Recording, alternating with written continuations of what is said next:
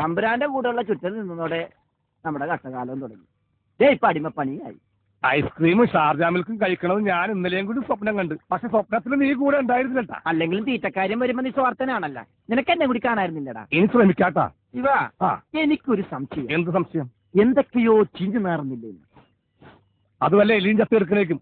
എനിക്കതൊന്നും മണക്കാനും പറ്റില്ല. പണ്ടാറടങ്ങി മൂക്കടപ്പ് കാരണം. അതല്ലടാ. പിന്നെ നമ്മളെ കോവിലകത്ത് കയറ്റാതെ പാടത്ത് കോലം കൊണ്ട് വെക്കാൻ പറയുന്നു, മാടത്തിൽ കാവല് കിടക്കാൻ പറയുന്നു. ഇതിൽ എന്തൊക്കെയോ കുഴപ്പമുണ്ട്. ഇനി തമ്പുരാന്റെ ഭ്രാന്ത് മാറാൻ അവിടെ വല്ല നരബലി നടത്തുകയാണ്. ഇന്ന് രാവിലെ ഇവിടെ നമ്മുടെ കാര്യസ്ഥ കുഞ്ഞിരാമൻ നായരെ കാണാനില്ല. ഇനി അയാളെങ്ങാനും നരബലി കൊടുത്തതാണോ? ചികിത്സ നടക്കുന്നത് നമുക്ക് രഹസ്യമായി കയറി നോക്കിയാലോ? നമ്മളെ കണ്ട തമ്പുരാക്കന്മാര് കൊല്ലും. അത് വേണോ? നമ്മളെ കണ്ടാലും തിരിച്ചറിയാതിരുന്നാ പോരെ? അതിന് വഴിയുണ്ട്.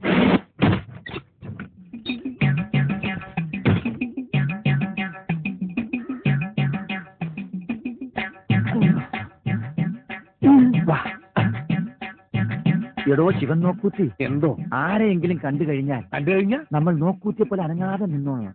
എന്തെങ്കിലും ചോദിച്ചാലാ? പാടത്ത് നിൽക്കുന്ന നോക്കൂത്തികളാണെന്ന് പറഞ്ഞേക്കണം.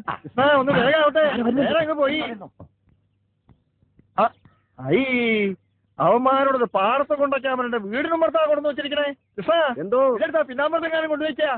ശ്രീകരം ഇല്ല, വീടുമില്ല.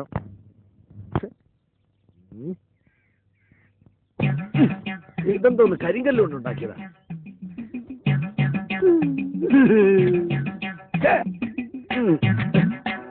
ഇവിടെ അവനവിടെ ഒറ്റക്കായല്ലോ. ഒരൊറ്റ എന്നെ ദേഹം ജോലി ചെയ്യില്ല.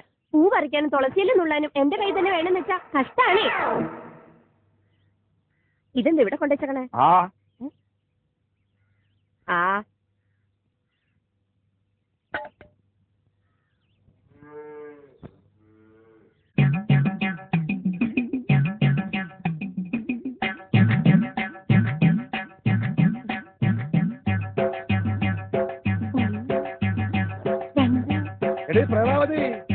ഓ തുടങ്ങി നാശം.